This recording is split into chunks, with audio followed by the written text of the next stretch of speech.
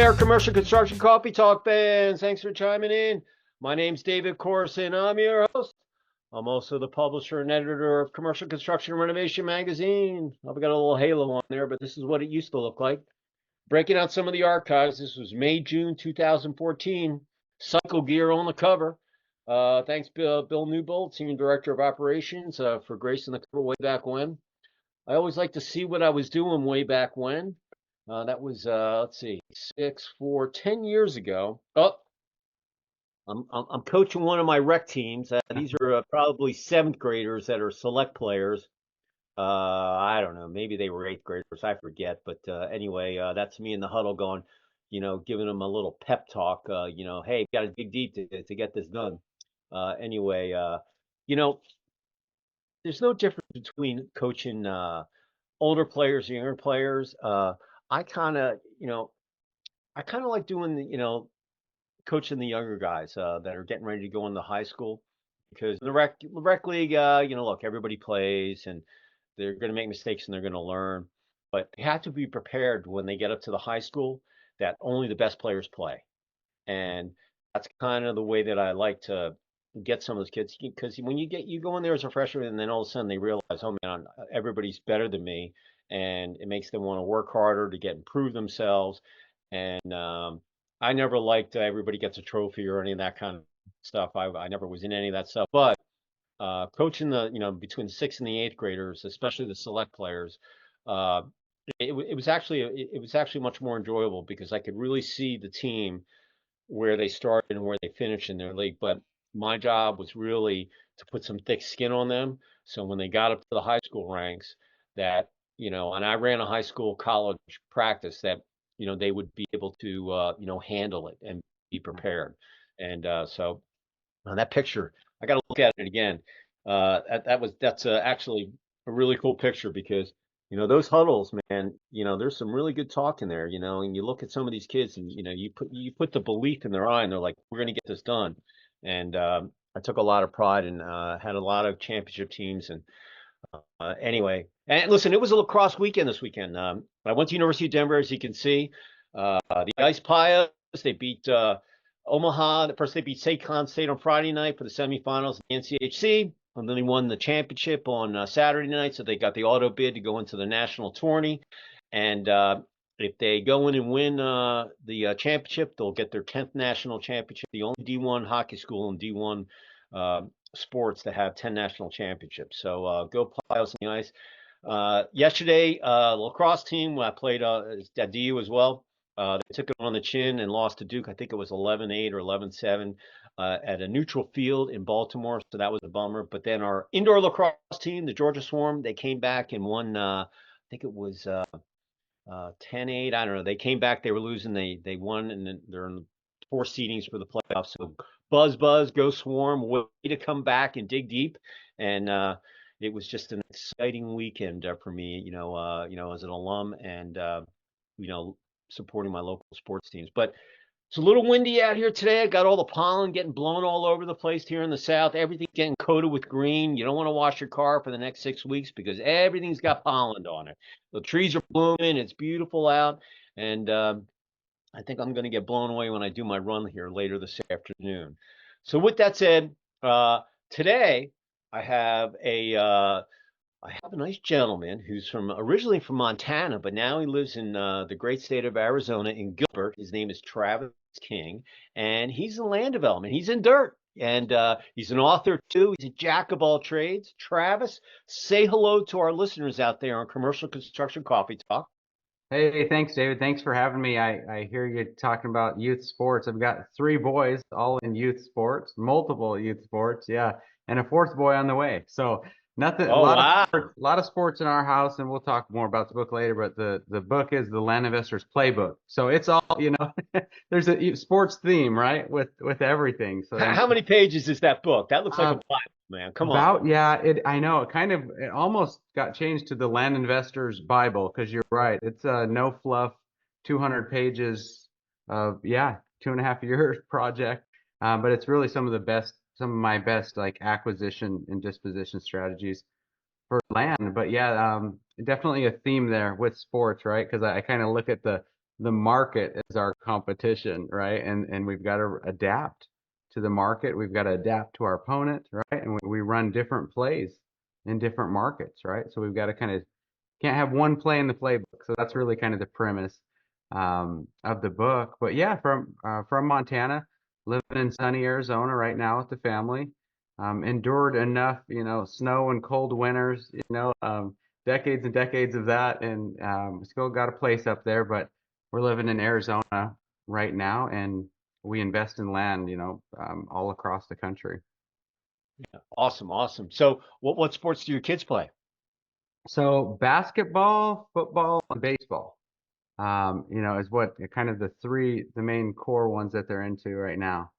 Any skiing up in Flagstaff or anything like that? Yeah, that not You're much. We coming just from Montana, you got Yeah, blue sky and that's all what that. everybody invites me golfing, and I laugh because not a lot of great golfers come out of Montana. You come down here to Arizona and everybody's Yeah, golfing, but I'm like, hey, it's tough to find any good golfers coming out of Montana.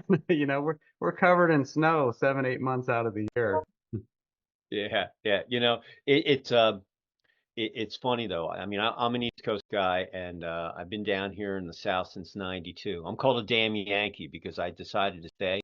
Yeah, And lacrosse and hockey, they weren't really a big thing. But as I've been here for all over the years, yeah, and all the high schools, they all have hockey teams, they all have lacrosse teams, and I did my gig with my son, coaching him, and never pushed him into anything. I mean, the minute he could walk and skate out of diapers, we put him on skates and skis, and we did roller, we did ice, we did taekwondo, and then we did lacrosse. And I always coached him because I didn't want any Yahoo teaching him the wrong way. yeah, And also, I wanted to be hard on him because my yeah, job as a father was to make sure that he had thick skin.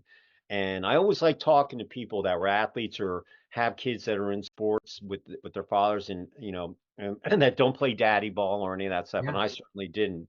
yeah, And my son now, he works for Boeing, and I had him on my podcast about, no, I don't know, 6, 8 months ago, and I thought I'd hear this from him from 20 years later, but he said, Dad, the reason why I got the job at Boeing was because you were so hard on me. You and Mom were so tough on me about, not letting me get away with stuff, and yeah, teaching about right and wrong, but you know, better early than late. You finish what you start, and he beat out a bunch of guys to get hired there. Now he's on the flight operations line, working on the 787 platform. And anyway, I thought I was going to hear this a long time, but he said, "Hey, if you weren't as hard on me, I probably wouldn't have gotten Oh, hired." that's And great to hear, isn't it? As a dad, like that, you know what I mean? That's great to hear because you always question how far do I take it, right? Like yeah, how I tough can remember I was I be on refing them? he was trying to make the eighth grade select team, and I was refing the game, and I called a penalty on him, and he looked at me. He's like, "You can't, you just ruined my chances to get on the team." And I said, "Bro," his name is Brody. I'm like, "Bro, you hit the guy in the head, man. If you were Yeah, playing it, any ref is going to throw that flag. You can't do that stuff. It's called control with your stick." He was a deep hole, and but he made the team, and and he did it on his own. But I still look back at that, and but it didn't even come second. I just threw the flag because I knew it was a yeah, penalty. But he'll probably never let that down on me. But I just knew it was one of those turning points. But there was a lot of the times when I was hard on him, and I'm glad I was, because when it was, I always like talking to just, listen, as athletes or parents that have kids that do the mhm, transition from the battle, the athletic field to the business world. yeah, Being on, you can get beat up, you can get bruises, broken bones, all that stuff. But when you make the transition from athletics, if you don't go pro and you yeah, go into the real business world, you have thick skin because the yeah. business world is vicious. It's Well, you much also, more. David, you also learn like teamsmanship, right? That's the thing about the individual sports versus team sports, right? Like you learn that you don't, like yeah, you want to hold your teammates accountable and they hold you accountable. At the same time, you're a team, right? Working towards the same goal, so that individual mentality, right? That doesn't work. It doesn't work in the workforce, right? It doesn't work like, when you're on teams trying to accomplish goals. So it's just such good lessons for the kids. And that's what I always drive home for the kids is it's like I'm always telling them, always swing the bat, always shoot the shot, right? Because the worst thing is the regret, right? The regret of not swinging the bat, striking out looking, not swinging the bat, or letting passing, right? Or turning it over, not taking the shot, right? So it's really, and it's great lessons, I feel like, for life. Like, always shoot the shot, right? Always swing the bat. Because that's what life's really about. Like you'd rather fail, right, than you would have the regrets of not trying, But I think there's just so many good lessons with youth sports that teach these kids, how to work in a team environment, how to give 100% effort, right? And at the end of the day, yeah, they're not all going pro, right? But it's the lessons they learn along the way and that confidence they build that they'll absolutely carry into the workforce, right? And be Mhm. leaders and be good employees, good teammates. Yeah, I went digital. I've taken digital classes over the last year and a half, got my MBA, and I just launched my digital agency. So I have to nurture my page with all these, quotes from athletes or whatever. So this year, I told myself, you know what? I'm getting back. I'm a first degree black belt in Taekwondo, and I went to my instructor at the end of last year. I said, look, what's the deal? I want to get my second degree. He gave me the spiel, and I said, look, I'm building my empty nester house. Let me get through the permitting process, and I'm going to get on the mat. So I told my wife, I go, look, if I'm going to get back on the mat, I got to get back in, I got to get back in shape with just in, limber and all that stuff. So I've been running about 5 miles a day, 35 miles a week, 140 miles a month. It'll be 1,680 miles, which is basically Atlanta to Denver. And so every day, uh, at the end of my run, or before I get into this big hill I've been running, I leave it like a little positive thought or phrase, for people that Yeah. are checking me out on my channel. And I just did Wayne Gretzky's along you talking about if you don't take that swing. Wayne Yeah. Gretzky, you know who Wayne Gretzky is, Oh right? yeah, yeah, yeah. Skate to Okay, where for the those of you puck's who know who Wayne going. Yeah. Gretzky is, he's the highest goal scorer, point scorer Yeah. in the NHL. He wasn't the biggest guy. He was just a scoring machine. So I tell my kids the Michael Jordan of hockey, right? Yeah, Like he's the for, Michael. Yeah, they call him the Great One. Anyway, he has a quote that says, "You will miss 100% of the shots that you don't take." All right, and so I had just had that on one of my videos, so it's funny that you said, if you don't take the shot. And I always tell people, look, if I'm in the batting box, and it's the bottom of the ninth in this World Series, you don't want to go down taking the pitch. You want to go down swinging, man. If you strike out, at least you made a try for it. Don't take the pitch. yeah, And exactly. right, right. Yeah, over and over again as a parent, and that's what you want them to carry that through life, right? And it's not just about that at bat; it's just the mentality of, yeah, don't take the pitch. That's So, the so the other day on LinkedIn, mentality, a mindset you're building. yeah, so the other day on LinkedIn, I posted this thing. There were these three guys, and they were holding these guys' legs, and they were smoothing this concrete along this street edge. And someone had put it in my feed, so I reposted it, and I said, "There's no I in team. Great teamwork, gents. Bravo, nice job." And it got so many. It just went viral. But the big thing is that you can be in a team, Yeah, and you can still have your individual flair. yeah. You know what I mean? Oh, Excel absolutely. in being your individualness, but you still have to play as a team. And that was kind of what I was trying to get across. And there were, a bunch of people that, because I said there's no I in team, but this look what they're doing here. They figured it out, and probably Oshie didn't like what they were doing, but that's okay. Right. Uh, Yeah. but it was Yeah. the gig, and uh, I was amazed at how many people looked at that. But I uh, I always, I mean, listen, I went to hockey school every summer. I wanted to play professional hockey, and I didn't even pick up a lacrosse stick till I was a sophomore in prep school, and I became a better lacrosse player than I was a hockey player, believe it or not. And uh, but in both of those sports, you could have your individual flair, but you also had to play for a team, and listen, lacrosse is the fastest sport on 2 feet, and ice hockey is a combination of football, lacrosse, I mean basketball, soccer, hand and baseball, hand and eye coordination, and so and I'm a rough guy. I kind of like the rough stuff. I would go in the corner, and I'm not dirty, but I like playing against bigger people, and the bigger they are, the harder they fall, as far as I Well, was and concerned. that's that individual part. Like you said, that's the opportunity for the individual to come out. That's kind of us. Like even as an investor, that was my initial how I started my career was like a solo introverted investor behind my big monitors doing, you know what I mean, doing my stuff. Yeah, And yeah, really later when we started building a team of like right? Like of all these land use consultants, agents, title companies, attorneys, right? Like it really took the solo investor thing to like it is now a team sport, right? And you have other people helping you, right? And you work with other people and you've got to communicate. So I just think there's so many transferable skills, right, to that, and that you can, that's where the individual part of you come out. Like you lean into your strengths and you rely on others, teammates to kind of shore up those weaknesses. absolutely. So let's transition to our second part of our discussion here. So, over the last 3 to 4 years, we've all been on this roller coaster. We're kind of out of the tunnel, but there's still some little potholes and bumps and so forth, making the ride a little, not as smooth as it should be. Talk about how you kind of weathered the storm per se, and lessons learned that our listeners out there in commercial construction coffee talk might find of interest, from a land development investor, Yeah. kind of thing. Absolutely. Well, first thing I would say is even the brightest minds don't always know how government will interfere, right? So, or we don't know what's coming, right? So, let's like kind of rewind to 3, 4 years ago, and we were kind of told that that a lot of people were going to lose their jobs, right? A lot of people would be out of work, that there was going to be this tsunami of foreclosures. We hold a lot of land notes, so like we'll buy land. We like to buy it, subdivide it, and then sell it with seller financing. Okay. So when we buy it, we capture equity because we're going off market. So we're buying off market, below market value.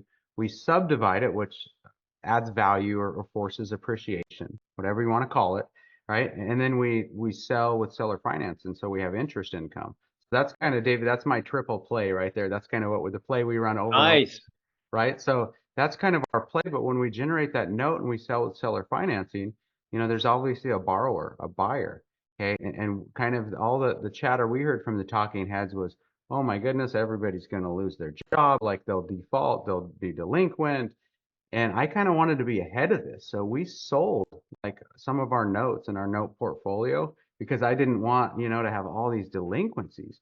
And then we actually, the opposite happened with property values, home values, land value, everything, right? Kind of in the last from, 2018, right, to 2021, values just skyrocketed, so there was and that foreclosure tsunami never happened because the government came in and kind of did a moratorium. They said, nope, right? We're not taking people's houses away if they lose their job because of some worldwide thing happening, right? Like, so that it's just interesting, right? So, but all these people counseled us that, hey, be on the lookout for foreclosures and everybody's going to lose. And they're wrong. They're flat out wrong. So, it put us in a good position because we were liquid now. We liquidated a lot of notes, but at the same time, with hindsight, I would have loved to hold those properties, right? All the properties went up in value. You know what I mean? Oh So yeah. truthfully, even when these things, recessions and things happen, like, even about 40, 50% of the billionaires lose a good chunk of their money. So even those guys don't see what's coming, right? So we can't predict everything with the market. All we can do, in my opinion, on my experience, is adapt and kind of stay on the pulse, finger on the pulse and adapt to it. And so as the market kind of values went up, there's like a buying frenzy. So for us with land, we really leaned into focusing on like urban infill lots, residential lots in urban areas, because everybody was buying and building, second homes. When interest rates all of a sudden skyrocketed, that had a big impact on buyer behavior, right? And construction in general, right? All sectors, interest Hmm. rates just have such an impact. So for us in our business, how we adapted is during this time, we've leaned more into like rural vacant land, right? Because the rural vacant land has continued to just perform like a garden that just keeps feeding you, like rural vacant land, and we just absolutely love. So that's the two types of land we do is really like residential, buildable acreage in urban and suburban areas. And then we do rural vacant land, larger acreage, farther away from town, where maybe people want to build a cabin or pull the camper. So we've kind of, as to adapt to the market, we kind of lean into whatever one is performing really well, right? And then back off and lean into the other. And we feel like that's really allowed us to kind of weather this, this economy, the storm. The notes in the land that you own in your portfolio, were they national or were they regional? A lot of our notes, when we work in like the big metro markets, we generally just sell cash. Through the MLS on market, we sell cash. But when we do notes, they're usually like in Arizona, Montana, or Texas, kind of like large acreage, Hmm. recreational type properties. With the bulk of ours being in northern Arizona, is personally where we do a lot of investing.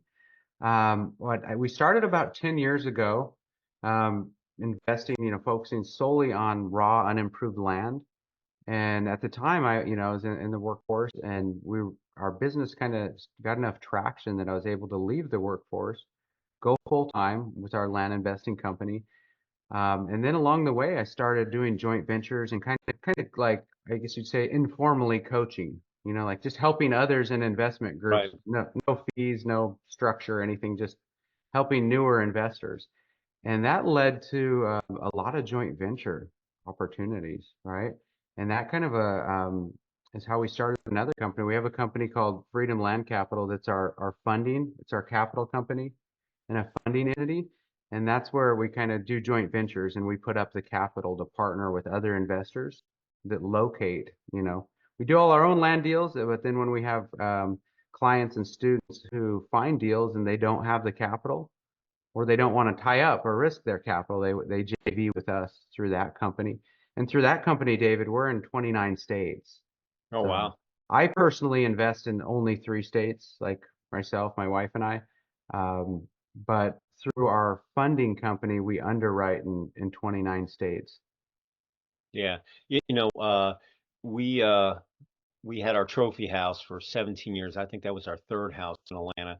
And once my son graduated, all the other kids had graduated, everybody downsized, and we were like Yeah, the last ones left. And I looked at my wife. I said, "Look, we need to get out of here. The roof is going to be 20 years old. The AC units, everything's yeah, going to have to get replaced. We've had fun in this house."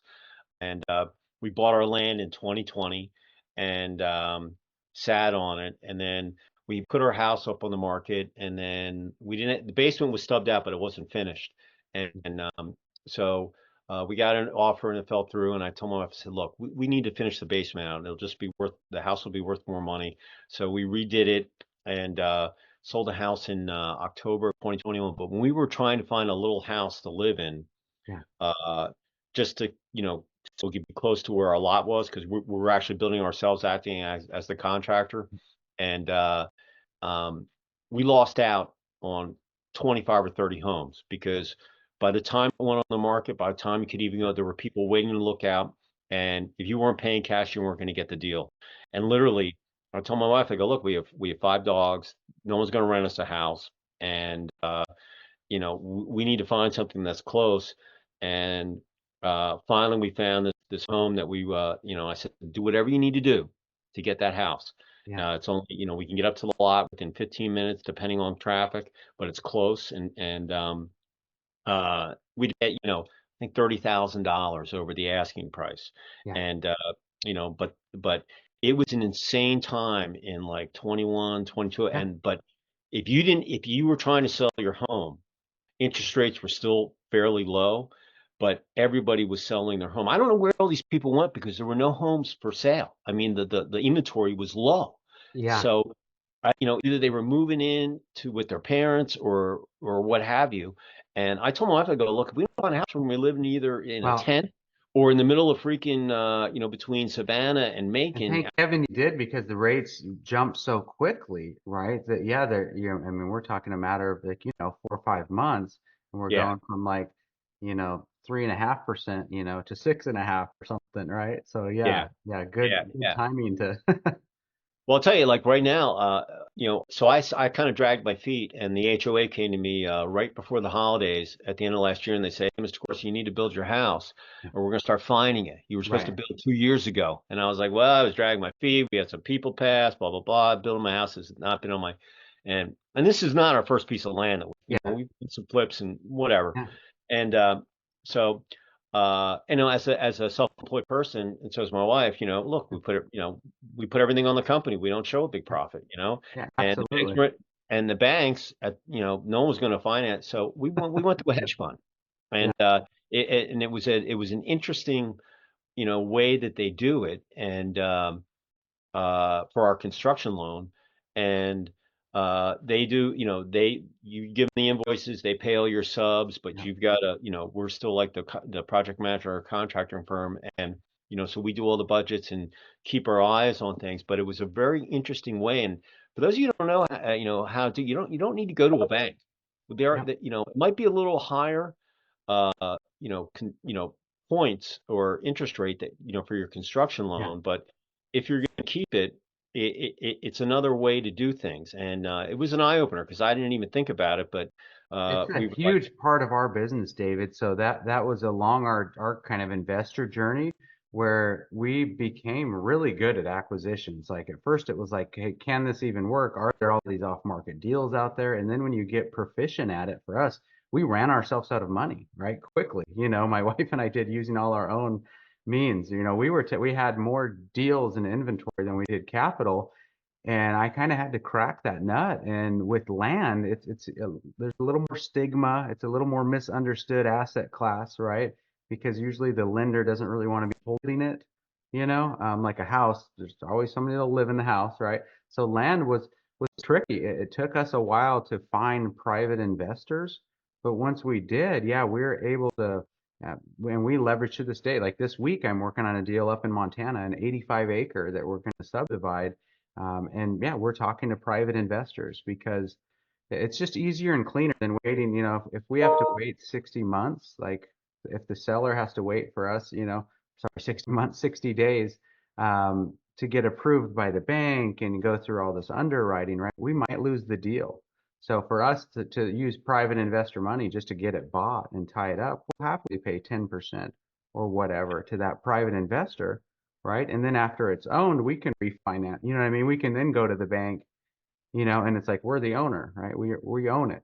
We could yeah, now approach the bank. So yeah, having that private investors, and interesting enough, for us, when I wrote the book, it was really geared towards and targeting individuals who wanted to build active land investing companies, like become active land flipper, active land investors, become operators of a small land investing business. But I've had so many passive investors reach out, David, that it's kind of like a lot. And I mean, we are always looking, and we're always right trying to find like the cheapest money we can from passive investors who go, hey, I don't want to run an entire real estate business. I just want to hand you 100,000, 200,000, whatever, right?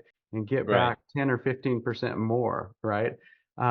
So that was kind of neat through the book. I've had a lot of people reach out and say, hey, can I put some money in your projects, right? And I just want to be a passive investor. I don't want to do any marketing. I don't want to talk to anybody about their land, right? I just want to be the money guy. And I think that's kind of a world a lot of people are unfamiliar with if they're just used to going that institutional route.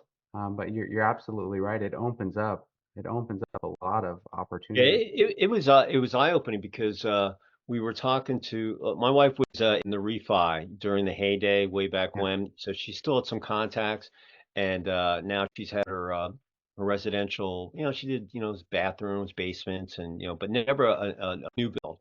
And I told her, so look, if we're going to build this house, we need to build it ourselves, and so we have it for our portfolio. And if we like it, we'll go get our, general contractor's license. And in Georgia, you either have to be licensed or you have to pay cash in full. But the HOA was going to let me drag my feet anymore. And so I had a contractor that used to build hotels and retail stores, and now he's in luxury lake homes, and reached out to him and said, "Hey, will you rent me or sponsor me your license? All you have to do is pull permits for me, and I'll be the project manager, and we'll do all the subs and so forth." So worked a deal with him, and and then it was a learning experience. It just was. And so right now I'm kind of just waiting for my septic tank and my permitting to get done, and hopefully I'll break ground here, in the next couple weeks, going into April, weather permitting, obviously. Yeah. Um, but build that house, and then I told my wife, I said, look, we got the appraisal on the thing. If someone comes along and strokes us a check, we might Yep. sell that house and go build something else, or I don't know.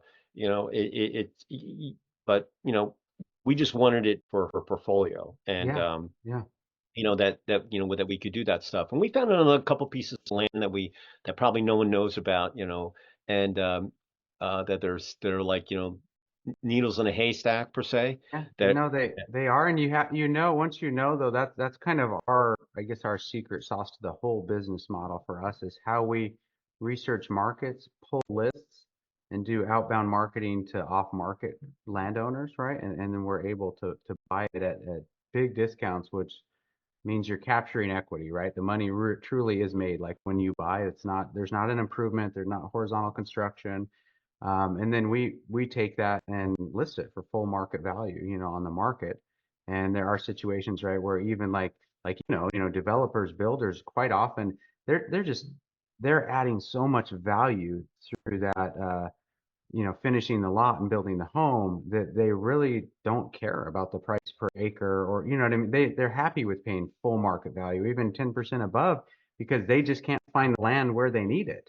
So oh for the, us, that's I, a lot of the time we'll go to like a builder and say, hey, where do you need land? What are you looking for? How much acreage? What zoning? Right? And then we'll go out and find that, because quite often it's very much still a pretty antiquated, pretty archaic system of just reaching out to a broker. It's just kind of a good old boy system with brokers, and there's a lot of them that are they don't really have that conduit or that line into investors where there's all this off-market activity occurring. And investors would love to have a relationship with with a developer, a builder who's essentially just placing orders, right? well, So it was twofold with us, because I said, look, here's an opportunity. We got approved for the loan, and I said, look, we do a good job. Here we have another contact. If we wanted to do something, we'd have an investor. We've proven ourselves, and uh, you know, we don't know what it will grow into, but yeah, it was uh, it was eye opening, and once again, it was having those contacts that she had built yeah, over the years, and one by one, and then a couple guys had turned us down, and then we talked, oh, I have these guys, and blah blah blah, and then we got approved, and uh so it and I told her, I said, look, you've got your whole crew.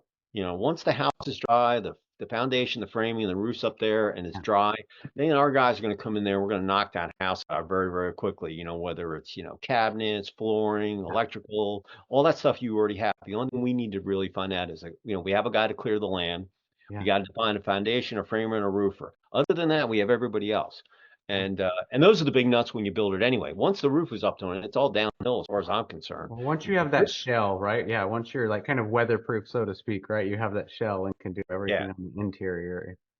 But scary. You watch these YouTube videos, and you watch the inspectors go through, and they're Yeah, looking at the framing. Oh, that's bad. That's bad. I'm going, and we're looking at each other. Go, do we really want to do this? I'm like, yes, we want to do this. yeah, And so and boy, am I going to drive those subs? I'm like, why are you doing that? What's that? yeah, Why is the slurry test this? And so I can't wait.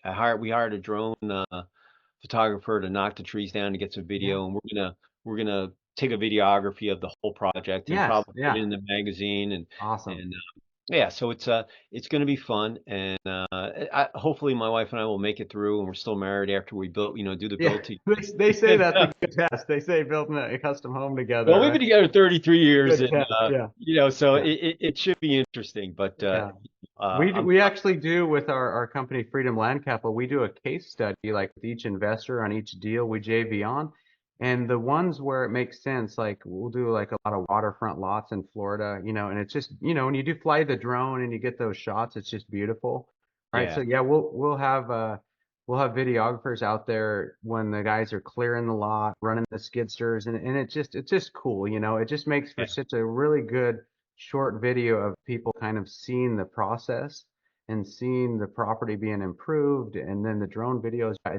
It's fun, and it's almost like serves as kind of like a little time capsule for us as we really, as you do a lot of transactions, you're able to quickly look back and say, hey, you can kind of watch that 2-minute YouTube video and it just brings the whole transaction back to you.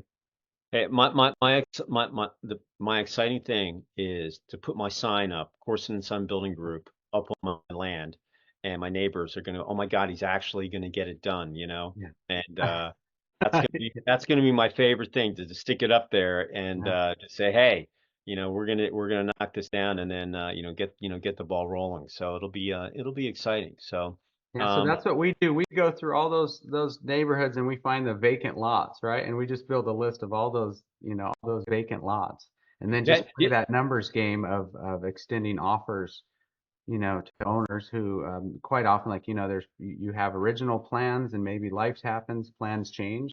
And so it's just mhm, identifying those people who didn't get around to building, maybe don't want to build now, or something came up, something happened, and they're still holding the land, and they're open and receptive to offloading it without dealing with listing it for 9 months to a year, paying a, accepting a cash offer. Like, we talk about houses. Usually houses, the offer that comes in is usually within 2% above or below the listing price. Land, it's common to take a 10% discount on the cash price. So by yeah. the time somebody they wait 9, 12 months for it to sell, they take a 10% cash discount. They pay an agent 10% because land is generally higher commission because it's lower price point, and we Mhm. pay title. We do all these things, right? Like, there's a lot of costs. So for us as investors, that's generally what we're trying to convey to them is like, hey, we're not the option if you want to get top dollar, but we're the fastest, easiest all cash option to do this now, right? So it's more of the convenience thing, right? You can swing by the convenience store and pick up a gallon of milk, or you can park and walk into Costco and Yeah. go get two for the same price. And that's really what, when we're working with people, is we try to make it convenient for them. If plans have changed, and just try to buy their vacant large acreage or residential lot, and then find that end buyer who's actually going to build, or in a position to kind of Mhm. to build and fulfill that original plan. We found our first piece of land. We were driving around, and this was years ago, and there was a guy, old man, sitting in this lot, with a chainsaw. I'm like, "Hey, do you own that lot?" We're just driving around. Hey, do you own that lot? No, it's so and so. So we went to the county, found who it was. It was a developer. He was sitting on it, and it had, having a lake lot, you got to have a boat permit. So you have a dock permit because then you can add a Right. $250,000 to that land. Yeah. And so we bought it, and then in 2020, everything was shut down. So we kind of fell upon this one, and both my wife and we bought like the last couple of lots that were left in this. There's 52 homes that are Yeah. in this lot, and we were just lucky in the right place at the right Yeah. time, and so. But you'd be amazed at how many builders texted me and found me. And they were like, "Hey, we Yeah. see you got your lot up there. Right. Are you not building? What are you doing? You want to sell it or whatever?" And they would lowball you. Yeah. Yeah. And I told my wife, I'm like, look, man, I'm putting this price out there. If someone wants to take it there, fine. But if not, I'm not, we're gonna build, So and that's kind of, we're in between. That's kind of what we do, is we find the land, and then we're the ones like texting the builders and saying, "Hey, we found," you know what I mean? Like, we yeah. found this. We're kind of in the middle of things, and that's actually, like, in the book. I have 7 plays in the book, and one of them is what I call trophy properties, like targeting trophy properties, and it's building countywide lists of waterfront lots, right? I call them frontage lots because sometimes it's fronting state land or fronting federal land or something, like, right? Hiking, skiing, like, so Hmm. there's some attribute like that it's a frontage property. But the primary trophy properties that I teach are targeting waterfront. So you're literally building this list countywide of every single waterfront lot, where the values are in the range you want to be at.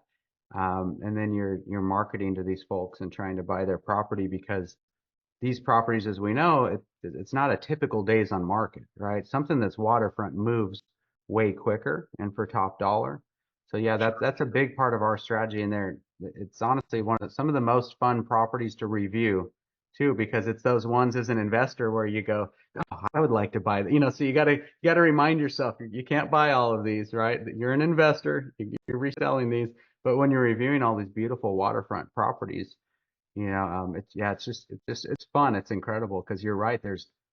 it's not a commodity. It's not like 50% of the lots are vacant. It's usually a situation where there's only a handful. Mm-hmm. So if you're out there in commercial construction coffee talk, and listen, we all know that you guys listen, real estate we know is always tied to construction and facilities and project management, and we all know you do commercial from that's what our magazine, but we all know you also own homes and you probably do some side hustles and et cetera. If if any of our listeners out there in commercial construction coffee talk, Travis, wanted to get in touch with you and maybe bounce some questions on, they were thinking about buying some dirt someplace or what have you, how would they reach out to you?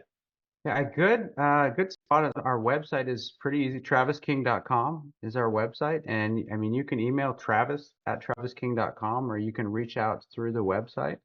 Yeah, we'd be happy to connect, whether it's somebody, passive investor looking to get involved in a project, or it's somebody who wants to start, become an active investor and build a land investing company. That's really what we do. We work with a lot of clients in both capacities to either, there's a lot of folks that are either trying to build like a six-figure second income stream outside of their profession, whether that's to someday leave the job, hopefully, or it's just for that safety net, right? Mhm. So that's a lot of the people I work with, is helping them like build a business that creates that six-figure second income stream. And many of them end up going full time. And then there's the others that love what the doctors, dentists that love what they do in their profession, and they're just looking to kind of scratch that entrepreneurial itch, you know? So like I say, and then passive investors are kind of the other opportunity to be involved in a project without having to call all those vacant landowners and talk to them and do all the marketing and everything we do. But I think just, TravisKing.com is a good one-stop shop. You Sure. can pick up, I was going to say, go is to, your book on Amazon? yeah, the book's on Amazon. And if you go right now, if you go to TravisKing.com, I'll give you the book free if you fill out a form. But it's also on Amazon. Yeah. Okay. Well, I'll put your link in the description for everybody that's out there. If you want to get one free, you're gonna have to reach out to Travis. I can't do that for you, but if you Yeah. want to find it on Amazon and pay for it, I'm sure he'll take the proceeds and But we'll link it on. I'll put it in the description and so forth. If anybody wants to reach me, I'm at David C at ccr-mag.com. Listen, Travis got on here because his publicist sent me a press release once again. You know, if you don't send me something, I don't know what it is. And I look into these things. I was like, oh, land developer. Oh, this is cool. He's an author. He's this, and that's how he ended up on the show. And so don't judge the book by its cover. If you've got a press release, whether it's a charity golf tournament, you got a new product that you're launching, or you got an anniversary for your company, it could be anything. Look, we post stuff all day long, and we want just send it to us, and our turnaround time probably get it posted, make it live on the website 24 48 hours, but we send you the live link. We want you to share it to your SEO, that's search engine optimization. That's how Google finds you. That's how most of the people that find us are on Google. I'm on thousands and thousands of pages on page one, and never bought a keyword. It's all organic that I've done over my 25 years, and uh, we'll get it posted for you. Very tough to get in the magazine, but whatever we don't use, we put up on all our social media platforms and so forth, and we'll get it up there. And I just don't do construction. That's the one thing. When March of 2020 came around, and here we are 4 years later. I was just putting up construction stuff. Now I talk about how to buy insurance, what's the best cell phone, what are the best tires for your car. Shoot, I even have people, how to buy the best hair extensions. Sometimes guys want to be girls these days, or vice versa. I don't know, but I have that kind of stuff up there. It's still mainly construction, real estate, facilities, but I do a lot of other stuff on there, and which is why we get about 3.5 million people hitting our website every month and driving traffic. And they all find us on Google. They type us in, they get them in, and they find, oh, we got a magazine, we got a podcast, we do this stuff. So send us stuff. You got nothing to lose by sending us stuff, and then we'll put. And listen, we'd like you to share it because it's win-win for both of us. It drives traffic to both of our sites. So Travis, before we finish up, if you had one positive thought or phrase that you'd like to leave with our listeners, what would it be? Oh my goodness. I'm gonna do my go-to, which is really it's a Zig Ziglar quote, David. It's, you can have everything in life you want if you'll just help enough other people get what they want. All right. That has been for me, that when I went from just being a solo investor to I was just in real estate investment groups and communities and forums, and I started helping others. I would see beginning investors post questions, and I'd recognize them as questions that I had stumbled with myself. And I thought, boy, if I had 15 minutes on the phone, I could line this guy or gal out in no time and save them months and months of Google searching and and I just started helping people, one by one at a time, no agenda. And I would help people with their marketing campaigns and picking markets. And then they would get deals. And then they would come to me and want to partner and joint venture on the deal. And it just, or again, kind of like you said, with no paid ads or anything, without anything, it just by word of mouth and referral, we built an entire consulting business with the original intent of just helping people one at a time, right? And it's just led to so many opportunities where we from just having our investment company to where we started a capital company, our Freedom Land Capital, and then Land Investing Mastery is like our consulting and education. But all of those things, David, they were not like well thought out or planned out or business plans. It just really came with like helping others, and it just brought us like bless and be blessed. It just brought us tremendous opportunities through helping others. So I'm with you. Have people reach out, connect. That's the value. Like we were talking, kind of to bring things home. Like in the beginning, team sports are more fun, guys. Like team sports are you get more glory with being the individual, but team sports are just flat out more fun. So build your network, connect with others, right, and lean on others that have this knowledge and this expertise rather than spending several years trying to acquire it yourself. Hey, Zig Ziglar, Dale Carnegie. I've read. Did the Dale Carnegie School. I was a teaching assistant, so I Oh, dig wow. Yeah. all those kind of quotes. I mean, Zig Ziglar. I mean, that's selling master. I'm a As huge fan of just self-development. I just feel like outside of your profession, outside of work, right? That's really where the growth, that's the byproduct, right? As you build businesses, as you run companies, like that self-development that occurs is really the true prize that you get. every day I'm running 365 days straight now, and I do my run, and either I do my little positive thought of the day on my even though I do it here on my podcast, I do it myself. Actually, the first month I was just running, and then I said to myself, an epiphany hit me. I was like, I should just throw something out there. So I've been throwing quotes out there, and I did my run yesterday, and my little thought for the day going into the rest of the weekend was, there's 7 days in a week, Yeah. but Sunday ain't one of them. I You know, saw that and I saw that and I on YouTube I saw that and I loved it because I always talk about that, like people living on someday I'll. Someday I'll are do you talking this. about my video Someday I'll or? do that. Yeah, yours. Yeah, Oh, you watch my video? yeah, Hey, we got the YouTube that was the headline, the topic. That's what it said. There's seven yeah, days in the week, and I thought that's so good, David. I'm gonna borrow that. Okay, I'll give yeah. you credit the first couple times, and then I'm gonna call it my own. It's that good. Do you know who said that? Who said that? Shaquille O'Neal. Oh, And really? that's where it came from. Oh, that. You know what? We met Shaquille O'Neal's son, Sharif, at a basketball tournament about a month ago, and yeah, just amazing. He gave autographs, spent all this time with our boys, so he's raising his kids right. So Yeah. not only is he good for a quote, he's also raising a good young man. Because yeah, So my wife's like, "Why do you do those videos? No one's watching them." I'm like, "Babe, I'm telling you, I look at my stats. I They go up every day. We get, X thousands of new subscribers every month, and my YouTube channels are rolling. But listen, I have almost 700 videos up there. So these David, I little, literally put that one into my notes before like on my phone in the notes yeah. section because yeah, I You're love one of that. my 400 or 500 that hit the thing because I only put Yeah, it up there yesterday, and yeah, but it's so funny. I've been nurturing my digital agency page for almost a year and a half, so I have all these different quotes. I like creating my own ones. I told everybody on the video a week or two ago. I said I'm gonna start doing my own quotes because yeah. I just have so many of them. And but yesterday I'm going through them on my phone, and I'm trying to get home from the DU Duke game, and I'm like, okay, I don't think I've done this one, and this is what I'm gonna do. And after I did, I was like, "Oh, that's really good." And Yeah, so thanks for hitting the page. So awesome. So absolutely. listen, Yeah. if any of you guys are looking for stuff out there, and go hit my page. I throw a positive thought every day. Rain, snow, sleet. I'm out there every day doing my 5. Actually, I'm doing 6 miles now. And hey, and I tell people, look, DM me, throw me a quote. If you want me to throw it out there, I'll give you a shout out, and we'll go. But since you're an author. I'm taking my 365 days of videos and Yeah. I'm going to make them into an ebook and of positive thoughts from a publisher. I don't know what I'm going to do, but I'll put it to music and I'll Yeah. edit it. But that was my game plan. But it was like one of those things. I'm out here running. I'm like, you know what? I'm cooling down. My wife doesn't let me come in sweating, and or I'm soaking wet in the rain. So I Yeah. go up and I kind of cool down by the pickleball courts, and I'm like, oh, I'll just do something here. And then it just kind of turned in this thing. Now I kind of have to plan.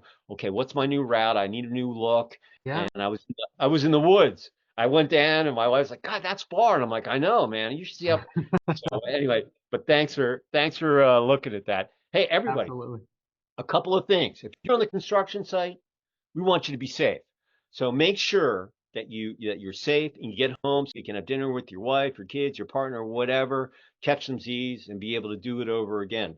Number two, make sure you're hydrated. Okay, I got my electrolyte seats almost done. I'll fill another one of these up so I'm hydrated before I go out and do my run. If you get hydrated and you're an athlete, you get headaches. That's when you make mistakes. You make a bad pass, you don't make the putt, whatever it might be. And it's still kind of not the heat hasn't come in yet, but it's going to get hot. And whether it's hot or cold, you have to stay hydrated. So make sure you drink lots of liquids on the construction site. And most importantly, hey, hit that like button. This is how people find us. We want to get Travis some book sales and maybe some more land deals and investors and leave a comment. Listen, I want to hear from you. Don't be a So fly on the wall. Interact. Yeah. yeah, Interact yeah. and engage. Listen, everybody had to start out with 0 followers, and look, just hit the like button. You want to follow me, you'll laugh at me, because I have fun and I'm finding different trails and stuff and trying to make it interesting. So Travis, pleasure meeting you. If I come out to AZ and in the Phoenix area, I will look you up and maybe you'll go out and show me some dirt that you're working on. And you know, uh, Absolutely. definitely would love to get your book, and I want it signed and put it in my collection. And it'd be awesome. So pleasure having you. Thank you. And for all you out there in commercial construction coffee talk. Hey, we appreciate you. I this couldn't have done it without you. So thank you so much for finding us out on the web. So Travis, say goodbye from Arizona. All right. Goodbye, everybody. Thank you. If you have a minute, check out on Amazon The Land Investors Playbook by Travis King or go to 𝐇𝐎𝐿.com. Appreciate you and happy to come on and evangelize land. Yeah, there you go. And I'm going to sign off from Sugar Hill, right below the Beaufort Dam, which is Lake Lanier, about 30 miles north of the ATL. And we will see you next time on another episode of Commercial Construction Coffee Talk. Travis, thank you so much. All right. Thoroughly Thank enjoyed you, the guys. conversation. And I'm signing off, and we'll see you next time. Ciao, everybody. Have a great week.